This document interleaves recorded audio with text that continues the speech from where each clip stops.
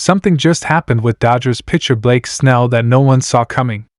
After signing a massive $182 million deal, fans expected dominance, but now he's made a shocking confession about his injury that has everyone talking. In this short video, we break down Snell's brutally honest admission and why it could completely change the Dodgers' rotation plans for the season. If you thought this was just another routine IL stint, think again. Snell's own words reveal a much deeper story. Stick around, because what he says might be the most real moment of the Dodgers season so far. Let's dive in. Before we dive into the full breakdown of this explosive story out of Los Angeles, make sure to like this video and subscribe to the channel so you never miss another update on Dodgers news, MLB trade rumors, and all the biggest headlines from the diamond. Your support keeps this channel going, and trust me, you won't want to miss what we've got in store. Now let's talk about Blake Snell.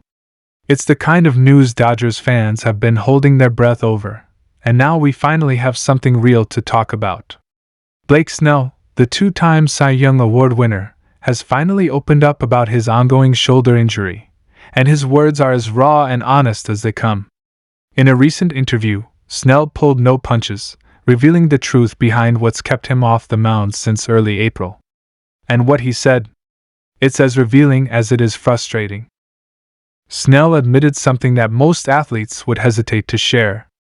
He said, "I probably should have stopped throwing before opening day, but I just wanted to pitch so bad that we made it worse than what it probably was going to be." That's not just an admission. That's a full-blown confession of how badly he wanted to contribute to his new team, the Los Angeles Dodgers, and how that desire may have actually delayed his return. Let's pause there for a second. Blake Snell is not just any pitcher. We're talking about a guy who signed a massive 5-year, $182 million deal with the Dodgers in November of 2024. Expectations were sky high from the moment he inked that contract. The Dodgers didn't just want him, they needed him. They saw him as a frontline guy, a lights-out lefty who could bring dominance and depth to a rotation packed with talent but riddled with question marks. So for him to admit that his drive to deliver early on might have cost him critical time? That's a heavy dose of honesty, and it shows just how much pressure comes with a contract of that magnitude. And let's be real here. Snell pushing through pain is not a shock. We see this kind of thing all the time in sports. Athletes want to prove their worth, especially after landing a big deal. Fans expect instant impact. The media watches their every move. And when you're joining a historic franchise like the Dodgers, where the lights shine brighter and the expectations never fade, the pressure only builds. Snell knew that. He felt that. And in hindsight, he knows he probably should have pulled back.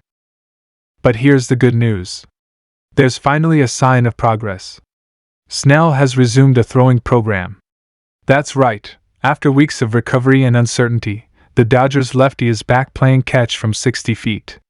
It might not sound like a big deal, but in the rehab world, that's a major step. It means the shoulder is responding, the pain is manageable, and the comeback trail is officially underway. Now, keep in mind that Snell was placed on the 60-day injured list, which means we won't see him back in action until at least June 2.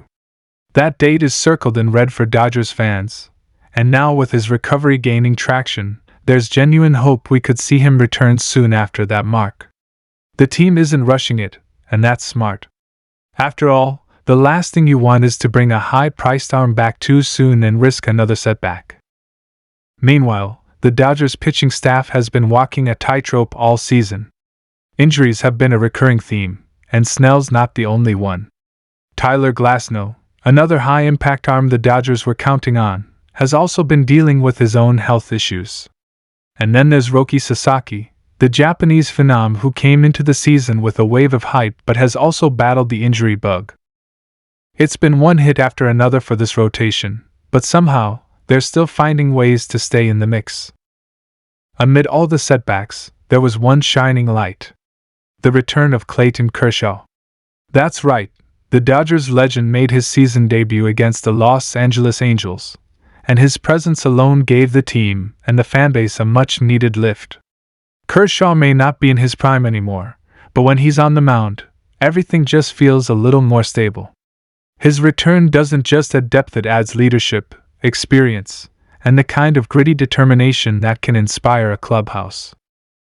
But let's go back to Snell, because his situation is more than just a story of injury and recovery. It's a story of accountability, too. In this era where players often hide behind vague timelines and non-answers, Snell's transparency stands out. He didn't just say, "I'm rehabbing and feeling better." He owned up to the mistake. He acknowledged that he pushed too hard too soon, and he's learning from it.